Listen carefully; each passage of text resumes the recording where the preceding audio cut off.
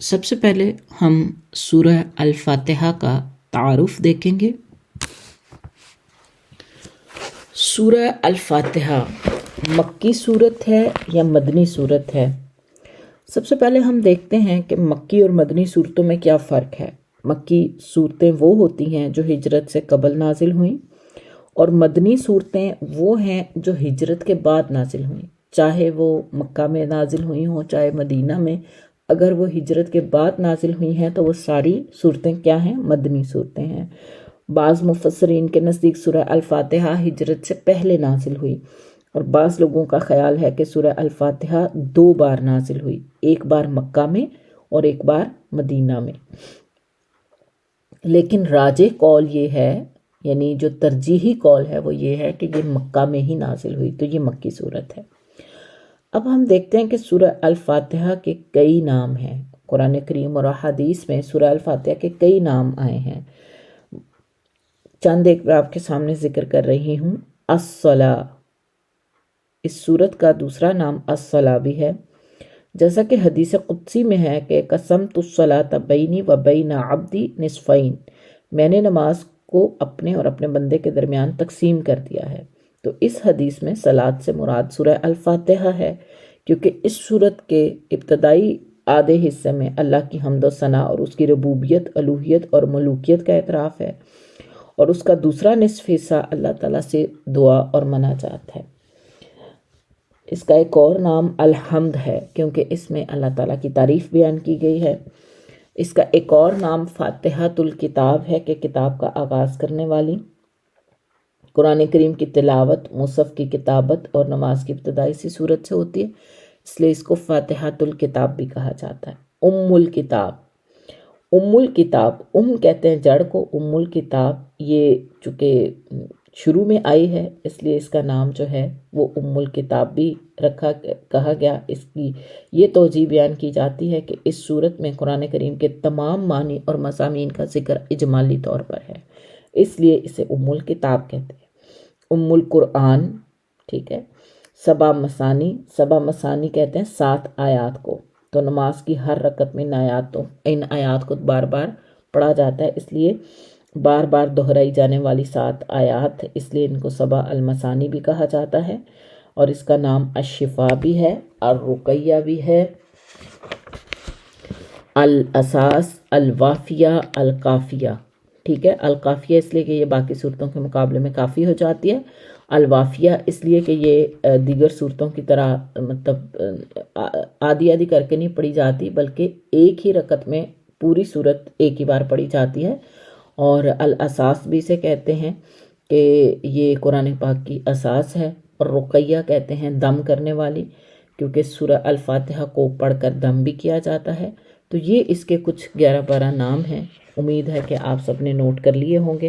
اس کو القرآن العظیم بھی کہا جاتا ہے، کیونکہ اس میں تمام قرآنی علوم کا ذکر ہے۔ تو یہ تو سورۃ الفاتحہ کے نام ہیں۔ سورہ الفاتحہ کی فضیلت کیا ہے؟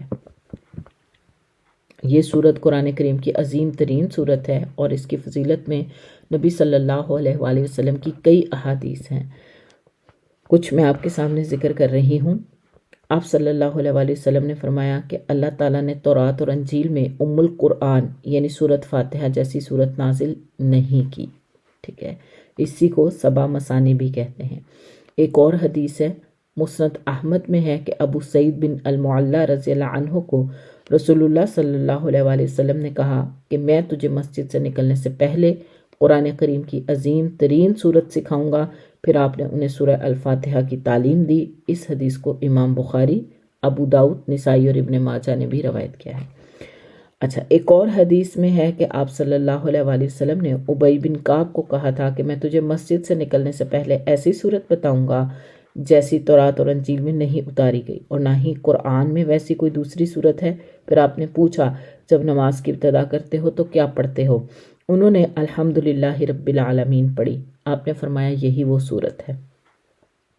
ایک اور روایت ہے کہ جس میں آپ صلی اللہ علیہ وسلم نے فرمایا کہ قرآن کریم کی سب سے بہترین سورت فاتحہ ہے، اور اس کی یہ بھی فضیلت ہے کہ اسے پڑھ کر پھونکنے سے سانپ کے کاٹے کا زہر اللہ کے حکم سے اتر جاتا ہے۔ یہ ایک صحابی تھے جو سفر میں تھے، تو ان کو ایک جگہ پڑاؤ ڈالا، تو ایک قبیلے کے لوگوں نے کہا کہ ان کی لڑکی، ان کے سردار کو جو ہے، قبیلے کے سردار کو سانپ نے ڈس لیا اور کوئی دم کرنے والا ہے۔ تو ایک شخص جو تھا وہ اٹھ کر گیا اور وہاں جا کر جو ہے وہ دم کیا تھا انہوں نے سورہ الفاتحہ کا، اور وہ ٹھیک ہو گیا تھا۔ اور پھر جو ہے وہ انہوں نے ان کو بکریاں دی تھیں۔ تو جب نبی صلی اللہ علیہ وآلہ وسلم کے پاس یہ واقعہ پہنچا تو آپ نے پوچھا کہ تمہیں کیسے معلوم ہوا کہ سورہ فاتحہ جو ہے وہ پڑھ کر دم کرنے والی صورت ہے؟ تو بس یہ صحابی نے جو ہے وہ اس کو پڑھ کر دم کیا تھا، اللہ تعالیٰ نے اسے شفا دے دی تھی۔ تو دم کرنے والے صحابی کے بارے میں کہا جاتا ہے کہ وہ ابو سعید خدری تھے۔ امام مسلم اور نسائی نے روایت کی ہے کہ رسول اللہ ہمارے درمیان تشریف فرما تھے اور جبرائیل علیہ السلام آپ کے پاس موجود تھے۔ اوپر سے ایک آواز سنائی دی۔ جبرائیل علیہ السلام نے آسمان کی طرف نظر اٹھائی اور کہا، آسمان کا یہ دروازہ آج سے پہلے کبھی نہیں کھلا۔ اس سے ایک فرشتہ اترا اور رسول اللہ کے پاس آیا اور کہا، آپ کو 2 نور دیے جانے کی خوشخبری دیتا ہوں جو آپ سے پہلے کسی نبی کو نہیں دیے گئے۔ سورہ فاتحہ اور سورہ بقرہ کی آخری آیتیں، ان کا ایک حرف بھی آپ پڑھیں گے تو اس کا بدل آپ کو دیا جائے گا۔ تو یہ جو 2 نور ملنے کی خوشخبری تھی، ان میں سے یہ دونوں کون سے ہیں؟ ایک سورۃ فاتحہ اور دوسری سورہ البقرہ کی آخری آیات، جو رات کو بھی پڑھ کر سونے کے اذکار میں ہے۔ اچھا، اگلی حدیث ہم دیکھتے ہیں کہ نبی صلی اللہ علیہ وآلہ وسلم نے فرمایا کہ جس نے نماز پڑھی اور اس میں سورۃ فاتحہ نہ پڑھی تو وہ ناقص ہے، اور آپ نے 3 بار یہ بات دہرائی۔ تو اس سے پتہ چلتا ہے کہ سورہ الفاتحہ کے بغیر نماز نہیں ہوتی۔ تو یہ چند ایک جو ہیں یہ اس کی فضیلت میں احادیث تھیں۔ اور پھر جیسا کہ آپ جانتے ہیں کہ سورۃ فاتحہ جو ہے وہ نماز میں پڑھی جاتی ہے، ہر رکعت میں پڑھی جاتی ہے، تو اسے نماز بھی اسی لیے کہا گیا، الصلاۃ بھی اسی لیے کہا گیا۔ چلیے اب ہم سورت کا آغاز کرتے ہیں۔ اعوذ باللہ من الشیطان الرجیم۔ سب سے پہلے ہم اعوذ باللہ من الشیطان الرجیم کی تفسیر کو دیکھیں گے۔ اعوذ کا مطلب ہوتا ہے میں پناہ مانگتی ہوں، باللہ اللہ کی، من الشیطان شیطان سے، الرجیم مردود سے، رجم کیا گیا، رجیم را جیم میم اس کا روٹ ہے۔ اس کا معنی یہ ہے کہ میں اللہ تعالیٰ کے ذریعے شیطان مردود کے شر سے پناہ مانگتا ہوں۔ تو اللہ تعالیٰ نے اپنے بندوں کو حکم دیا ہے، اللہ تعالیٰ نے اپنے بندوں کو کس چیز کا حکم دیا ہے؟ کہ شیطان مردود کے شر سے بچنے کے لیے اللہ تعالیٰ کی پناہ میں آ جائیں، اللہ تعالیٰ کی پناہ طلب کریں، اللہ تعالیٰ سے پناہ مانگیں۔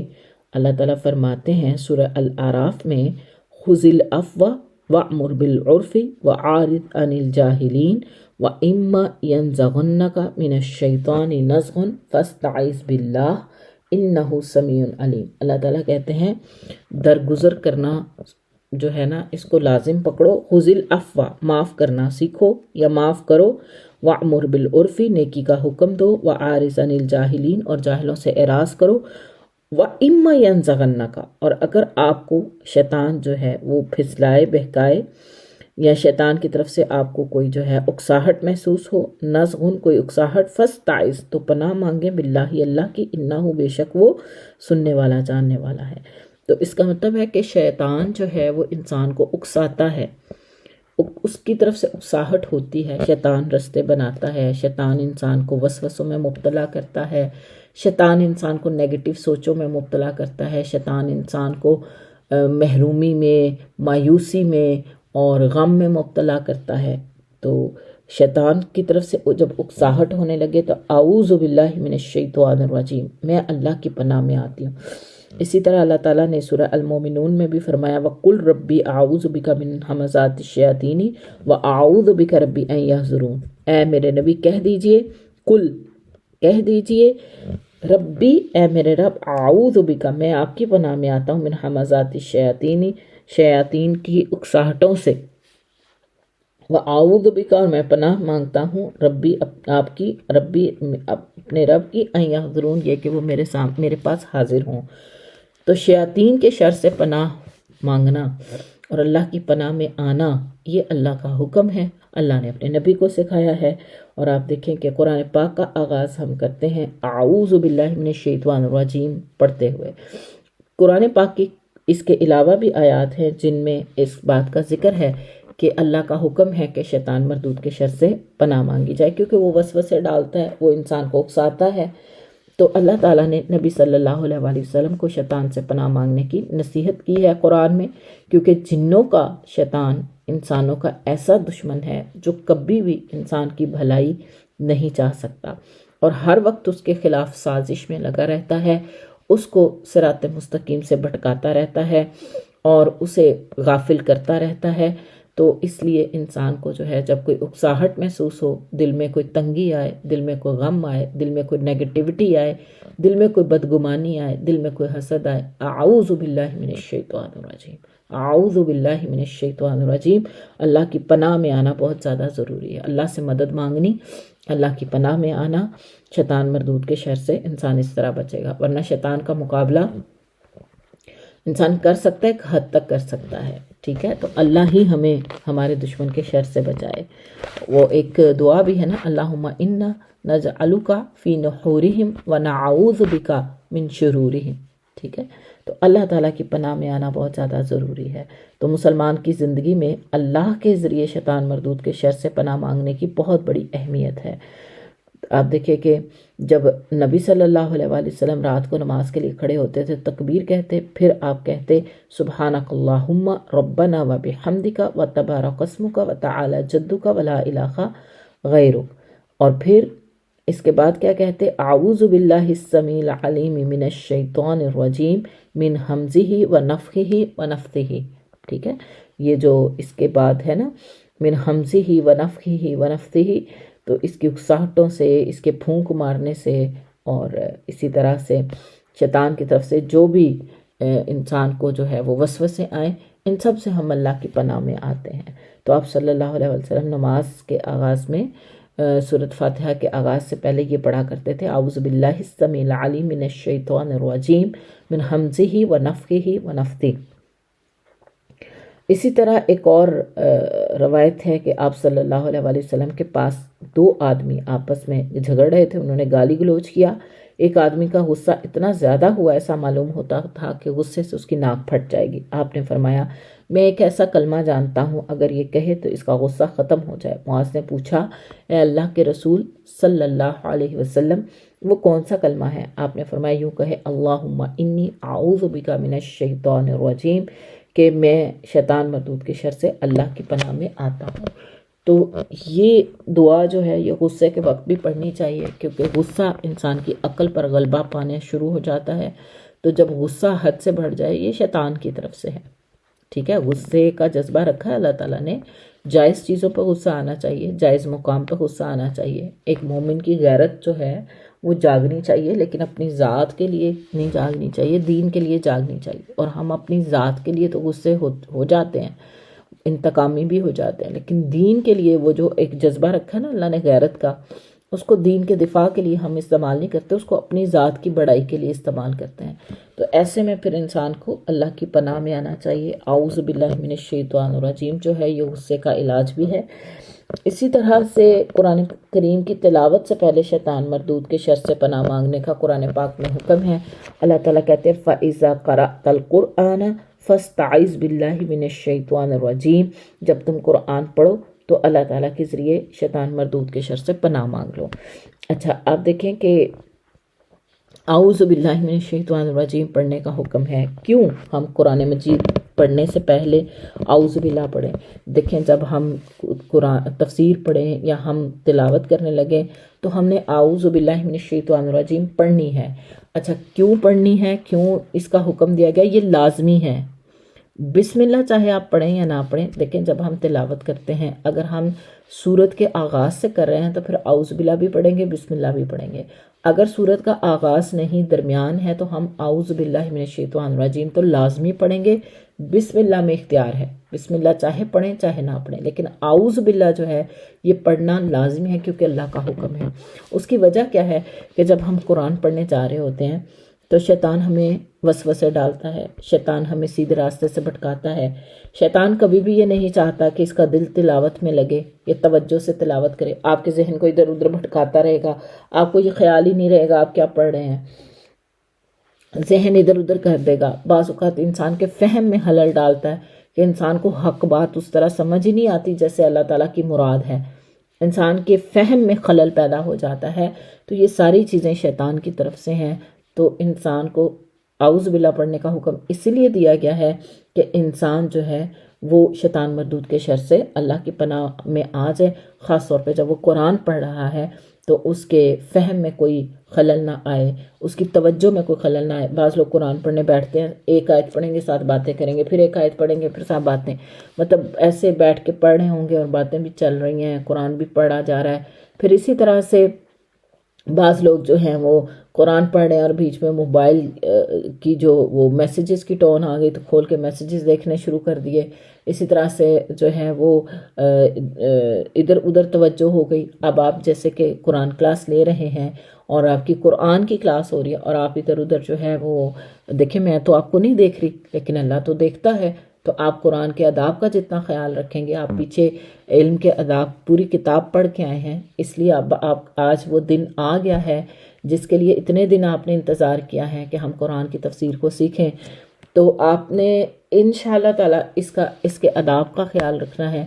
آپ جتنا زیادہ اس قرآن کے آداب کا خیال رکھیں گے، یہ قرآن اتنی گہرائی سے آپ کے دل میں اترے گا۔ اگر آپ اس کے ساتھ لاپرواہی کریں گے تو ظاہر ہے پھر یعنی آپ کو وہی نصیب ہوگا جو جس طرح کی آپ کی چاہت ہے۔ تو آغاز میں ہی اللہ تعالیٰ کی پناہ میں آنے کے لیے اللہ تعالیٰ سے دعا کرنی اور شیطان مردود کے شر سے اللہ کی پناہ میں آنا، یہ بہت زیادہ ضروری ہے۔ تو اب آپ پڑھنے جا رہے ہیں، آپ نے اپنا فوکس ٹھیک رکھنا ہے اور اللہ تعالیٰ سے دعا مانگیں تاکہ اللہ تعالیٰ جو ہے وہ ہمیں شیطان مردود کے شر سے اپنی پناہ میں رکھے، توجہ ادھر ادھر نہ ہو، بیچ میں باتیں نہ ہوں، بیچ میں جو ہے وہ آپ اور کام نہ نپٹا رہے ہوں۔ یہ دن کا ایک گھنٹہ جو ہے یہ خالصتاً جو ہے وہ اپنی آخرت کے لیے انویسٹ کر لیں، خالصتاً اپنی آخرت کے لیے۔ اس میں آپ کا کوئی اور فوکس نہ ہو، کوئی اور کام آپ کی ترجیح نہ ہو، کوئی آپ کو بلائے بھی تو نہ بولیں، ایسی جگہ پہ جا کے بیٹھیں جہاں پہ آپ کو یکسوئی، تنہائی اور جس کو کہتے ہیں نا فوکس میسر آ سکے۔ تو قرآن کو بڑی سنجیدگی کے ساتھ انشاءاللہ تعالی ہم نے لے کے چلنا ہے اور اس کو ہم نے اپنے قبر کا ساتھی بنانا ہے، حشر کے میدان میں اپنا سفارشی بنانا ہے، دنیا میں اپنا پیشوا اور امام بنانا ہے انشاءاللہ۔ یہ آپ کے دن کا یہ گھنٹہ جو ہے، یہ گھنٹہ آپ کے دن کا صرف اسی کام کے لیے مختص ہوگا۔ اس میں آپ نہ تو باتیں کریں گے، نہ اٹھ کے کوئی کام نپٹائیں گے، نہ ہی آپ جو ہے وہ ادھر ادھر کی سوچیں گے۔ کاپی پینسل آپ کے پاس ہو، قرآن آپ کے سامنے کھلا ہوا ہو اور آپ جو ہیں وہ جو چیز سیکھیں اسے نوٹ کرنے والے ہوں، پھر آپ نے دن کے کسی حصے میں سے ریوائز بھی کرنا ہے اور اگلے دن سنانا بھی ہے انشاءاللہ، ٹھیک ہے۔ تو یہ تھی اعوذ باللہ من الشیطان الرجیم کی وضاحت۔ آگے ہم بسم اللہ الرحمن الرحیم کی وضاحت کو دیکھتے ہیں۔ یہ آیت جو ہے اس کے بارے میں کہا جاتا ہے کہ یہ کس سورت کی آیت ہے، تو سورتوں کے آغاز میں یہ لکھی گئی بسم اللہ الرحمن الرحیم۔ تو بسم اللہ جو ہے وہ سورہ نمل کی ایک آیت کا حصہ ہے، یعنی سورہ نمل میں یہ پوری آیت پورے الفاظ آئے ہیں بسم اللہ الرحمن الرحیم۔ تو یہ سورہ النمل کی ایک مستقل آیت ہے۔ جب آپ صلی اللہ علیہ وآلہ وسلم پر کوئی بھی سورت اترتی تو اس سے پہلے بسم اللہ الرحمن الرحیم اترا کرتی تھی، اور اسی کے ذریعے پتہ چلتا تھا کہ پچھلی سورت ختم ہو گئی، اب اگلی سورت کا آغاز ہو گیا ہے۔ تو ابن عباس کی روایت ہے کہ رسول اللہ صلی اللہ علیہ وسلم ایک سورت کی انتہا اور دوسری سورت کی ابتدا اس وقت جانتے تھے جب بسم اللہ نازل ہوتی تھی، ٹھیک ہے، بسم اللہ نازل ہوتی تھی تو پتہ چلتا تھا کہ پچھلی سورت مکمل ہو گئی، اب نئی سورت ہے۔ تو بسم اللہ قرآن کریم کی ایک آیت ہے یا نہیں، اس کے بارے میں علماء کا اختلاف ہے، ٹھیک ہے۔ سورہ برات کے علاوہ ہر سورت کی ایک آیت ہے، یہ بعض مفسرین کا یہ قول ہے، اور بعض کہتے ہیں نہ تو یہ سورت فاتحہ کی آیت ہے اور نہ ہی کسی اور سورت کی آیت ہے، بلکہ یہ بس آغاز میں آئی ہے۔ یہ ہر سورت کی ابتدا میں ایک مستقل آیت ضرور ہے لیکن یہ سورت کا حصہ نہیں ہے. بعض کہتے ہیں سورت کا حصہ ہے، بعض کہتے ہیں نہیں. تو اس میں علماء کرام کا، مفسرین کا اختلاف ہے. ٹھیک ہے، تو یہ بات کلیئر ہو گئی. بسم اللہ کی جو فضیلت ہے، جیسے ہم نے اعوذ باللہ کی فضیلت دیکھی کہ شیطان مردود کے شر سے اللہ کی پناہ میں آنا ضروری ہے، اسی طرح بسم اللہ کی فضیلت یہ ہے کہ ایک مسلمان کی زندگی میں بسم اللہ بہت اہم ہوتی ہے، کیونکہ جب وہ کوئی بھی کام کرنے سے پہلے بسم اللہ کہتا ہے تو اس کے کام میں خیر و برکت، اللہ کی مدد اور اللہ کی تائید اور اللہ کی حفاظت شامل ہو جاتی ہے. جس کام پہ بھی اللہ کا نام لیا جائے اس میں کیا ہوتا ہے؟ اللہ کی طرف سے خیر و برکت، رحمت اور اللہ کی مدد شامل ہو جاتی ہے. تو جس کام پہ بسم اللہ نہ پڑھی جائے وہ ابتر ہے. ٹھیک ہے، وہ جس کام پہ بسم اللہ پڑھی جائے اس میں خیر و برکت ہے.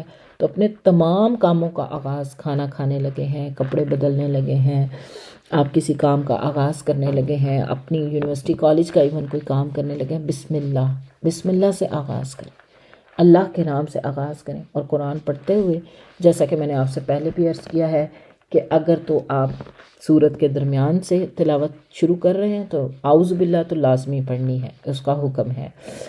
اور بسم اللہ میں آپ کا اختیار ہے پڑھیں یا نہ پڑھیں، لیکن سورت کے آغاز میں تو بسم اللہ لازمی پڑھنی ہے. ٹھیک ہے، چلیں جی. ایک اور روایت میں ہمیں ملتا ہے کہ بسم اللہ کہنے سے شیطان ذلیل ہو جاتا ہے، یہاں تک کہ مکھی کی مانند حقیر ہو جاتا ہے. کھانے پینے، جانور ذبح کرنے، بیوی سے مباشرت کرنے، وضو کرنے، بیت الخلاء میں داخل ہونے سے پہلے اور تمام دوسرے کاموں کے کرنے سے پہلے بسم اللہ کہنا مستحب ہے. آپ صلی اللہ علیہ وآلہ وسلم کی سنت ہے، آپ ہر کام کرنے سے پہلے بسم اللہ پڑھا کرتے تھے. اور جب رفع حاجت کے لیے انسان جاتا ہے، واش روم وغیرہ جاتا ہے، تو یہ یعنی جنوں اور شیاطین کی جگہ ہے. تو یہاں پہ جاتے ہوئے آپ نے ان کے شر سے اللہ کی پناہ میں ضرور آنا ہے. اللہم انی اعوذ بک من الخبث والخبائث، یہ دعا ہے جب آپ رفع حاجت کے لیے جانے لگے. اور باقی کاموں میں بسم اللہ کہنا جو ہے وہ مستحب ہے. چلیں جی، اب ہم بسم اللہ کی تفسیر دیکھتے ہیں کہ بسم اللہ کا معنی کیا ہے. بسم اللہ کا معنی ہے، میں شروع کرتا ہوں اللہ کے نام سے، بسم اللہ. اب آپ دیکھیں، میں شروع کرتا ہوں، اس کی عربی یہاں موجود نہیں ہے. بسم اللہ ساتھ نام اللہ کے. اب جو میں شروع کرتا ہوں نا، یہ بریکٹ میں آئے گا، مطلب تو یہی ہے نا اللہ کا نام لینے کا. بسم اللہ، اللہ کے نام سے، تو بریکٹ میں آئے گا کہ میں شروع کرتا ہوں. با محاورہ جب ہم کریں گے تو اس کا ترجمہ یہی ہوگا کہ میں شروع کرتا ہوں اللہ کے نام سے. حافظ ابن کثیر کہتے ہیں کہ آدمی جب کوئی کام شروع کرنا چاہے تو اس کی ابتدا کرتے وقت نیت کرے کہ میں اس کام کا آغاز اللہ کے نام سے کرتا ہوں. اللہ کے نام بڑے خوبصورت ہیں، اور جن ناموں کے ساتھ ابتدا کی گئی بسم اللہ، اللہ کے نام سے، اور اللہ کا تعارف بھی اسی آیت میں دیا گیا، الرحمن الرحیم، جو رحمان بھی ہے رحیم بھی ہے. اللہ جو ہے نا، اللہ، وہ اللہ تعالیٰ کا مخصوص نام ہے، یہ اسم اعظم ہے، اللہ تعالیٰ کا ذاتی نام ہے.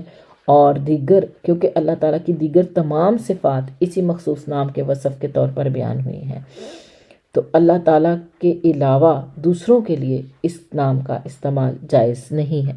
یعنی اللہ کا لفظ جو ہے کسی اور کے لیے جائز نہیں ہے. ٹھیک ہے، اللہ ہی معبود برحق ہے، یہ اس کا ذاتی نام ہے.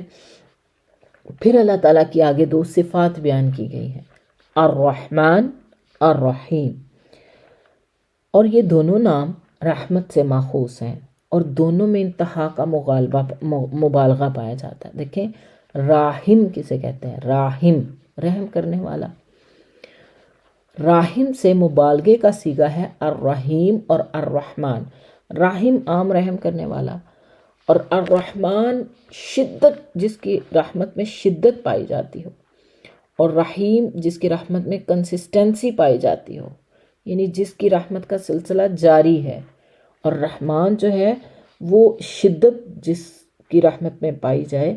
تو الرحمن جو ہے رحمت کی تمام اقسام کو عام ہے، اور دنیا اور آخرت میں اللہ تعالیٰ اپنی مخلوقات کو جو ہے وہ اپنی رحمت میں رکھنے والا ہے. ان تمام مخلوقات کو اس کی رحمت شامل ہے. جبکہ الرحیم جو ہے یہ مومنوں کے لیے خاص ہے، خاص طور پہ آخرت میں اللہ تعالیٰ کس پہ رحم کرے گا؟ مومنوں پر رحم کرے گا اور انہیں اپنی رحمت سے جنت میں داخل کرے گا۔ وَقَانَ بِالْمُؤْمِنِينَ رَحِيمًا، اور ہے اللہ تعالیٰ مومنوں کے ساتھ بہت رحم کرنے والا۔ تو آپ دیکھیں یہ اللہ تعالیٰ کی رحمت ہی ہے نا دنیا میں، کہ اللہ تعالیٰ ہر ایک کو رزق دیے جا رہا ہے، کھانے پینے کا اللہ تعالیٰ نے انتظام کیا ہوا ہے۔ زندگی میں جو ہے وہ کس طرح کے انتظام ہے۔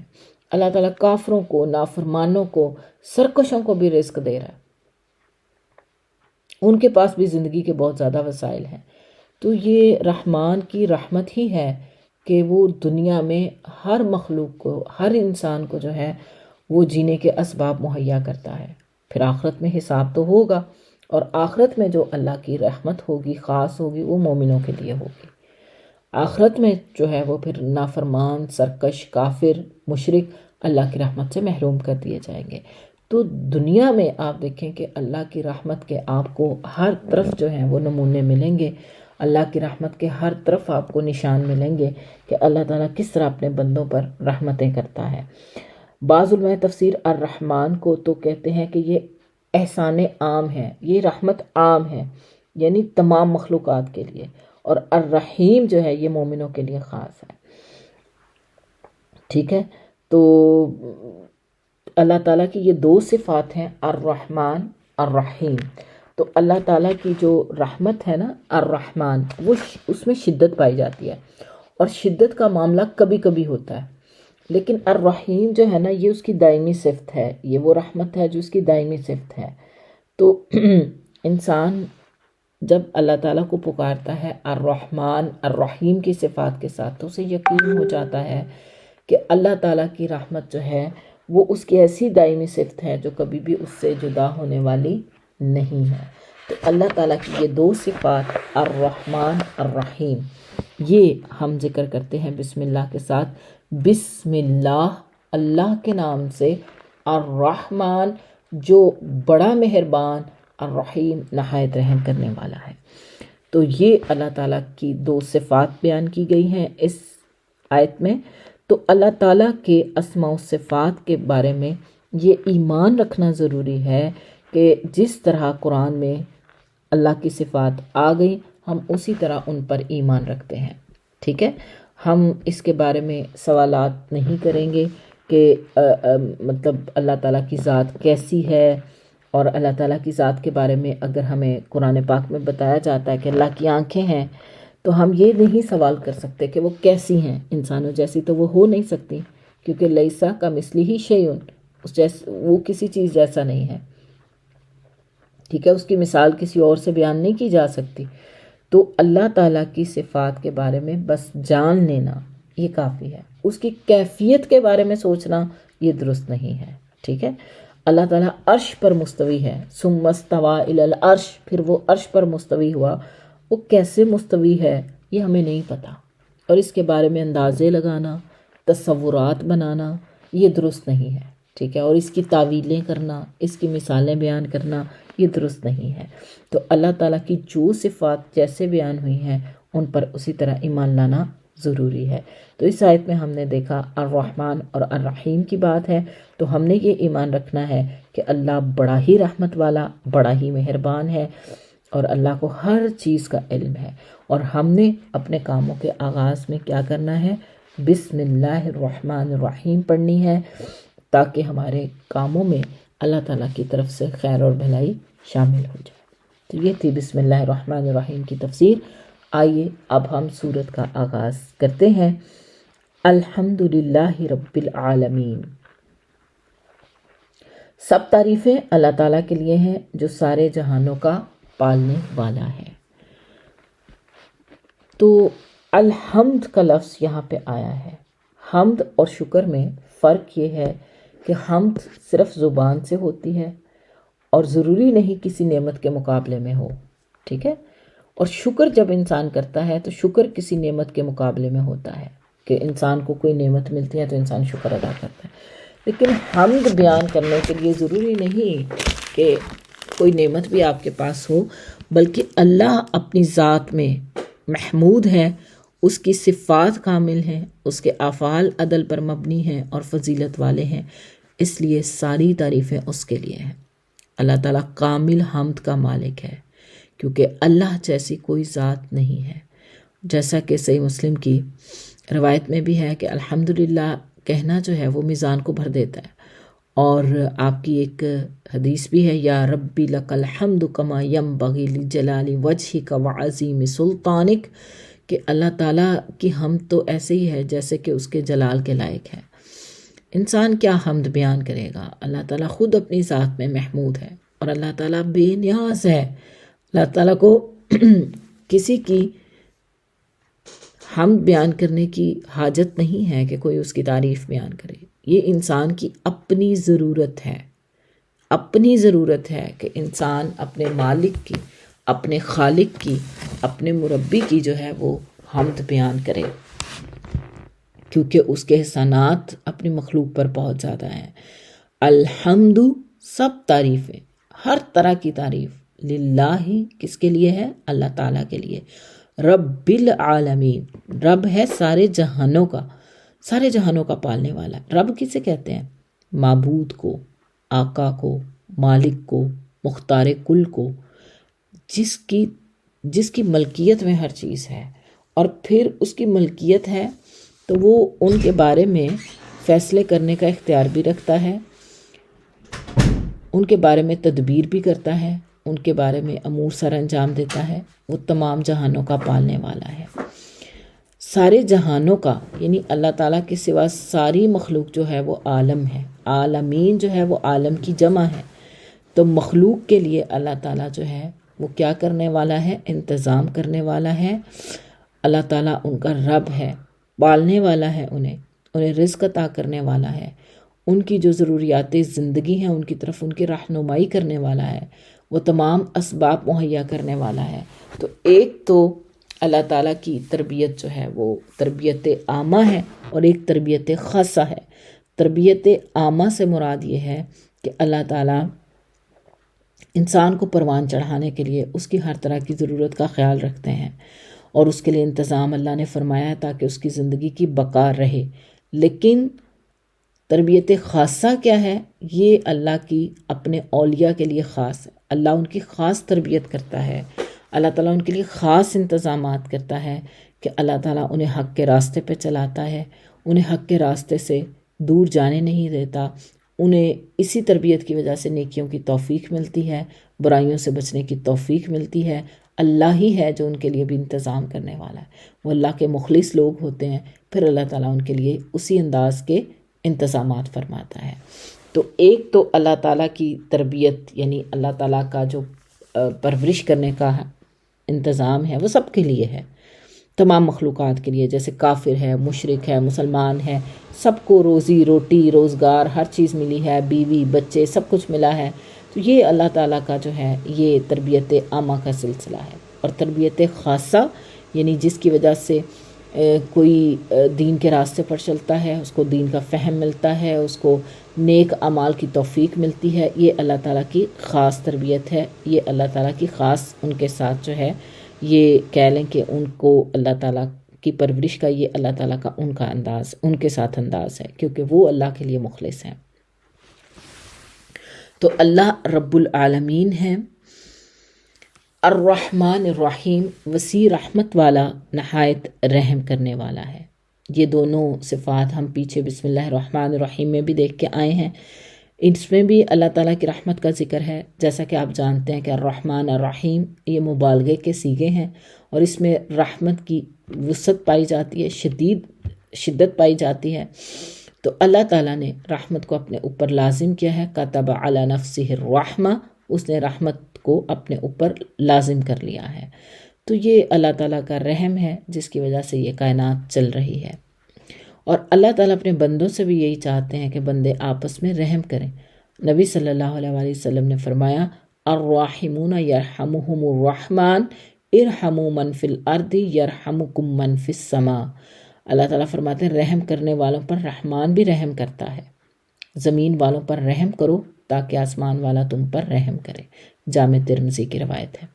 مالک یوم الدین، بدلے کے دن کا مالک ہے۔ تو اللہ تعالیٰ مالک ہے، اللہ تعالیٰ دنیا کا بھی مالک ہے، ہر چیز کا مالک ہے، لیکن دنیا میں دیکھیں انسان کو وقتی طور پر اختیارات ملے ہیں، ٹھیک ہے، آپ جو چاہے کر سکتے ہیں، جیسے چاہے اپنی زندگی بنا سکتے ہیں، گزار سکتے ہیں، تو عارضی طور پر اختیار تو ملا ہے نا، اور یہ بھی ایک حد تک اختیار ہے، باقی تو اللہ کی تقدیر غالب آتی ہے نا، جو اللہ تعالیٰ نے ہمارے لیے فیصلے کیے ہیں وہ زندگی میں وہی لاگو ہوں گے، اور باقی انسان اپنی زندگی کی بہتری کے لیے کچھ سوچے، کچھ کرے، نیک اعمال کی طرف بھاگ دوڑ کرے، اس کا اللہ تعالیٰ نے انسان کو اختیار دیا ہے۔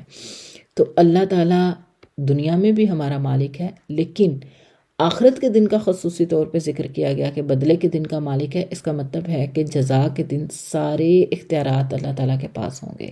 یہ جو انسانوں کے پاس عارضی اختیارات ہیں نا، یہ سب واپس لے لیے جائیں گے، کوئی بادشاہ ہے، کوئی فقیر ہے، کوئی امیر ہے، کوئی غریب ہے، سب ایک صف میں کھڑے ہوں گے، سب برابر ہوں گے، اس دن سب ایک جیسے ہوں گے، اس دن سب جو ہیں وہ خالی ہاتھ اللہ تعالیٰ کے پاس جائیں گے، سب کے پاس جو ہوگا وہ اپنے عمل کا ہی زاد راہ ہوگا، اس کے علاوہ کوئی چیز کسی انسان کے پاس نہیں ہوگی، سب کچھ دنیا میں چھوڑ کے جائے گا، سارا اقتدار، ساری سلطنت، سارا مال و دولت، ساری ڈگریاں، ساری جو ہے نا یہ مال و دولت اور جابز وغیرہ، سب یہ کچھ بھی ساتھ نہیں جانا، ساتھ تو صرف انسان کے عمل جائے گا، تو سارے اختیارات اس دن اللہ تعالیٰ کے پاس ہوں گے، ٹھیک ہے۔ تو اس دن اللہ تعالیٰ پوچھے گا میں بادشاہ ہوں، زور والے کہاں ہیں، یعنی جابر کہاں ہیں، متکبر کہاں ہیں؟ پھر اللہ تعالیٰ زمینوں کو اپنے دائیں ہاتھ میں لے کر فرمائے گا میں بادشاہ ہوں، میں جابر ہوں، زور والے بادشاہ کہاں ہیں، تکبر والے کہاں ہیں؟ تو اس دن سب کے اختیارات جو ہیں وہ ختم ہو چکے ہوں گے۔ تو جزا کا دن وہ ہے جس دن اللہ تعالیٰ سب کو عین عدل کے ساتھ جو ہے وہ پورا بدلہ دے گا، اور اللہ تعالیٰ کے تمام فیصلے حکمت پر، عدل پر اور اس کی رحمت پر مبنی ہوں گے، ٹھیک ہے۔ تو اللہ تعالیٰ جو ہے، اللہ تعالیٰ اپنے عدل سے جو ہے وہ اس دن فیصلے فرمائے گا، اور سب فیصلے کا انتظار کر رہے ہوں گے، بعض لوگ اس کے ثواب کی امید رکھیں گے، بعض لوگ اس کے عذاب سے خوف کھائیں گے، تو ہر کوئی اپنے عمل کے مطابق اللہ کے سامنے جو ہے وہ حاضر ہوگا، اپنے عمل کے ساتھ حاضر ہوگا۔ تو اللہ کی صفت مالک یہاں بیان کی گئی ہے، اللہ تعالیٰ ہی مالک ہے، دنیا کا بھی اور آخرت کا بھی۔ دنیا میں بس کچھ انسان کو اختیارات ملے ہیں، اور آخرت میں وہ اختیارات انسان سے واپس لے لیے جائیں گے۔